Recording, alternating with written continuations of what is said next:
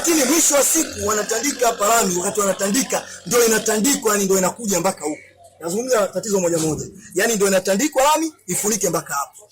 Tunaambiwa kwamba sasa ujenzi ni sio mjenzi, sio engineer, lakini tunavyoona wanapojenga siku zote kila kitu, makaravati, kila kitu kinakuwepo, hapo baadaye ndio inapigwa lami. Mapambano yalikuwa sio madogo. Hiyo ilikuwa tarehe 18 mwezi wa 12 siku ya Alhamisi. Kukawa na mapambano mazito, wakaamua waache hicho kipande hapo kwa ajili ya kutoa vile kikaravati kile kidogodogo. Ushaona bwana? Ndio wakakitoa kile kikaravati kidogodogo, ndio wakayaweka haya mawili at least. Sawa eh? Lakini kule tutaenda tutaona, tutatoa habari yake ambayo tutaiunganisha na hapa. Sasa ile video ilivyoruka na baada ya kuspread na msaada ambao na wewe pia ulitoa kwa kuwasiliana na mkurugenzi mkuu wa wilaya, nani umepambana kama jinsi ulivyokuwa unaniambia, wanakuja wataalamu. Kweli wataalamu wamekuja, wamefika mpaka hapa. Walipofika wataalamu wote waliofika hapa, kwanza waliyashangaa hata makaravati yao. Yaani maana yake haya manage ukifanya majumuisho ya lile domo la kule barabarani linalomwaga maji, halina uwezo wa kumeza hivi vikaravati. Haya ni madogo. Kwa hiyo awali walikuja watu wa TARURA, wataalamu wakubwa kabisa kutoka TARURA wakiongozwa na Injinia Magoli, wamefika hapa na wao sisi tuliwaita kwa ajili ya hiyo mifereji mitaro ambayo tulishakubaliana na mheshimiwa diwani toka chepe la kwanza linapigwa kuwe na mitaro. Kwa sababu gani? Maji yanatoka huku kaskazini yanakwenda kusini, akikubaliana cable stone. Barabara yote tunaitaka, tena tunaipenda. Mheshimiwa diwani akasema hakuna barabara inayokosa mifereji, haipo. Sasa wakati wanaendelea kujenga, hawajaweka mifereji. Tarehe 16 siku ya Jumanne mwezi wa 12 uliopita, ndio hali ikawa kama vile ya mvua. Na mimi sikumrushia mtu mwingine yote, video nilimrushia yeye tu diwani basi, lakini hakujakuwa na mwendelezo wote. Sisi tukapambana wenyewe tarehe 18 baada tukavutana, baada ya kuwa Magreda anakuja ndio tukakubaliana mitaro kwa awamu nyingine mpya. Injinia Magoli alisimama hapa akaona tatizo hilo, lakini akasema pia huu mtaro kwa sababu unahitaji kulindwa na kutanuliwa. Akakishangaa sana kijengo kile pale ambacho mwenyekiti wa serikali ya mtaa akasema kina miezi miwili kutoka kijengo. Kwa hiyo hiyo ni kero nyingine wao aliiona pa Injinia Magoli. Sawa. Hiyo na zingine ambazo waliziona wakaondoka baadaye. Walipoondoka wakaja mainjinia kutoka Dutch. Injinia mmoja anaitwa Injinia Almasi, mwingine anaitwa Kizonga na wataalamu wengine. Nao wakaprove kwa kweli kuna tatizo pale, lakini pia kuna tatizo hapa, kuna matatizo ambayo wameyakubali wote hapa wayafanyie kazi. Lakini wao Dutch walichokubali ni kuchimba mifereji. Basi wakawapigia simu mainjinia wengine kutoka juu zaidi, wakaja wale wa China nao pia wakagundua kweli tatizo lipo. Na wakasema hakuhitajiki kweli cable stone. Sababu cable stone zinakaa hivi. Ina maana zinazima maji kutoka kaskazini kuja huku kusini. Kwa hiyo wamesema kweli kipande kile mpaka hapo kona hakuhitajiki cable stone.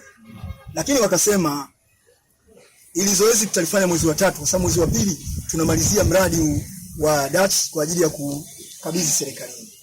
Na hiki ndio kipande ambacho mheshimiwa ikiwezekana usaidie kwa sababu 3. Kwa hiyo wao wakachukua. Akaja injinia kutoka TANROADS anaitwa Chacha. Yeye alipofika cha kwanza alishangaa hizi karavati. Alisema zinahitajika box au za hivi. Hizi hapa hizi tumeleta kama siasa. Akasema ni hatari kwa maisha ya watu. Tukaenda naye mpaka mbele kule, akashauri kwamba mbali ya kwamba ule hivi vitu vilivyokuja hapa vitoke, lakini ikiwezekana mfereji ujengewe na ulindwe. Yani from that time on huo unalindwa, usiingiliwe sana. Sawa. Lakini vile akatuzungusha mpaka nyuma, tutaenda kuonesha kuna kivuko tulikitengeza wenyewe wananchi ambacho kinasaidia wakazi wa huku kuchota maji. Sasa wakazi wa huku maji yetu ya kisima tunachota hapa. Kwa hiyo lazima tuvuke hapa. Kasema hiki ni tatizo la kwanza, mengine yanafuata. Kwa hiyo maana tukisema tukitoe, tumekata mawasiliano ya huku na huku. Na hiki maana tunatakiwa tukijenge sisi kwa mikono yetu. Na tunakushukuru sana kwa kufikiria hata leo umeacha kazi zako kuwasiliana leo Dodoma kwamba mimi nakuja na nimepanga na muda lakini lazima nipite hapa. Kwa kweli ndio tatizo la kwanza kama unavyoona. Lakini huu mfereji unahitajika kutanuliwa, tunashindwa kutanua. Wewe kama unavyoona kuna kibanda ndani ya miezi miwili tu kimejengwa, japokuwa kona kule mwenyekiti alikuja na watu wamechora tayari vunja, wameandika kwamba aje na vibali. Lakini ukienda kukaa kivuka hiyo nyumba hapo mbele kule kuna kiwanja cha watu. Kwa hiyo mfereji ni swala la ombi, sio lazima. Yaani unapindwa mtu anaamua huu usogeze huko. Yaani kimekuwa kama kimfereji. Kwa hiyo mimi ya kwangu ya kwanza ni hayo, na tatizo letu la kwanza ni hili. Haya nyingine unasema wakapiga simu injinia yule wa TARURA Magori. Akapiga simu waaminifu kwa sababu ndio sekta yao. Kesho wake wakaja wataalamu wakati. Mwenyekiti akaja nao wakaika expert. Na wengine wakapiga soko. Sasa hiki wanachokiona hiki ni kiwanja cha Brian Chama atajenga hii msara wake. Huo fereji niweke huku au huku. Kwa hiyo kuna michezo ya masuala yanafanyika huku mbele. Ili mradi hapo kati. Tunaulindaje? Kwa sababu sisi ni Waswahili, ndio maana Mswahili kujisimamia mwenyewe inakuwa tabu. Anataka asimamiwe. Kwa kuziba njia ya maji, anayeamua kujisimamia wenyewe. Kuwasiliana wenyewe. Sawa. Lakini mwenyekiti wa mtaa madaraka yake ni pamoja na usalama. Diwani ana vikao, ana kazi ya maamuzi ya mipango yote, na mbunge ana nafasi mbili, ana nafasi kama diwani na nafasi kama mbunge. Kwa hiyo tupeaneni taarifa kwa wakati, lakini pia mwenyekiti kwa sababu ile dhamana ya ulinzi na usalama wa watu wake ana uwezo wa kumwambia mtu asijenge, hapo anashirikisha wadau wote kwa pamoja tuone kama zaji kwa tutakumbushana na diwani kama diwani kwa upande wake na yeye ataangalia kwa upande wake, na mimi kama mbunge tutashirikiana, sawa, tufikie mahala ili jambo lifanyeje. Inapenda sana mimi karibu sana kuangalia hiyo ni kitu anafanya leo sana, hasa na diwani pale kuongezeka, na hata mate nayo kuongezeka sana wakati mwingine diwani anategemea pesa. Sawa, kwa hiyo naombeni sana ili jambo tunavyomakini. Njia ya maji ya asili huwa haimilikiwi na mtu. Sheria za nchi. Hii njia ya maji hapa ni asili. Tuambie eti leo kuna mtu anamiliki kwa sababu ya mazoea tu. Kwa hiyo inatakiwa akumbushwe. Sawa? Na watu wa mazingira, nashukuru comrade hapa. Naomba tunashimwa diwani na mwenyekiti. Hebu ingilieni jambo sasa. Watu wa mazingira wamefereji wa jambo kushauri kwa ukaribu. Sababu leo mvua ikishuka hapa maafa yanaendelea. Hatuhitaji. Sawa, mimi nitaendelea kumkumbusha mkurugenzi wetu. Ni muelewa, ni msikivu na hatua zilizochukua. Mimi niliona kwenye mtandao na nikapigia simu na akachukua hatua. Kwa hiyo ninaamini hatua zikuja kama gesi ya kwenye soda. Ndio imekuja hatua kwa nia madhubuti kabisa. Kwa hiyo wajibu wetu tutaendelea kumkumbusha kwa ukaribu sana, na haya mazingira pia nitajitahidi nione naye pia uso kwa uso, lakini naamini kabisa mheshimiwa naye anajua hicho anachofanya. Atafuatilia kwa karibu hii karaha ifanyeje. Pale ambapo serikali itachelewa tutatafuta hata njia, maana wanasema ukiwa na njaa tunapenda sana wazazi wetu, sio wote tukiwa na njaa. Kuna ambaye huwa anatamani ambition siweka chakula kama unaelewa kitu Sasa katika mazingira maji tukiona kama labda serikali inachelewa na mvua imetuaje, tutafutane na njia nyingine mbadala. Tuna njia mbili. Tuna njia kwanza, kama mfuko wa jimbo utakuwa umepata hela, tunatumia mfuko wa jimbo kwa dharura. Tuna njia pili ya kuchangishana, kila mtu kwa uwezo. Kile kivuko pale kweli ni tatizo, kwa sababu maji yanazalishwa kule, kile kivuko kama kuyazuia ile maji. Katika kuzuia ile maji lazima yapande, akipanda anataka. Sawa? Kwa hiyo tuchukua kama wiki moja, alafu mheshimiwa diwani na kama wiki alafu tuone. Labda nikupe historia kidogo ya huu mradi ili upate picha. Kiuhalisia huu mradi ni matokeo ya maombi yetu. Kwa sababu BRT wakati tunaanza kuzungumza nao, sisi hapa tuna shida ya soko. Kwa changamoto sana, sasa tushaka kikao na tutaongea. Sasa soko tujenge eneo gani? Tukakubaliana upande huu tujenge soko.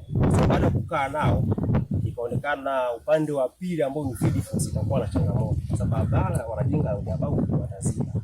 Kwa tukaambia kama ni hivyo sawa, tunaomba basi muinue eneo hili ili mtusaidie wakati tunajenga stendi yenu tupate na eneo. Kwa wakataba sawa, sisi tutajengia barabara ambayo ni hii ambayo itaanzia makaburini itakwenda mpaka pale. Lengo la kule barabara kwanza tusaidie bajaji na daladala wakati wakati barabara ikiisha siende upande wa pili tena. Usipokuja abiria hapo usije hapo. Lakini sasa tukijenga soko inakuwa ni rahisi zaidi. Lakini pia na barabara ilikuwa korofi. Sasa changamoto imekuja, barabara imekamilika, utaratibu wa mitaro na mifereji. Kwa hiyo ilipokuja maengineer tuliongea nao. Baada ya kuongea nao wakaridhia. Wakasema kwamba sisi tutajenga mifereji. Na ndio ambao tulikuwa tumekubaliana. Sasa sitaki kuzungumza sana ile kitu kwa sababu taratibu nyingine zinaendelea kisheria. Tunashauri hadi sisi nini cha kufanya. Na tunataka kuamini kwamba pale shida sio pale. Ndio maana sana wewe kidogo nikupe brief. Wakati huu mradi unaanza, mimi niliandika barua. Shida ziko sehemu tatu za maji. Kama nataka tuseme tatizo tuanze moja kwa moja.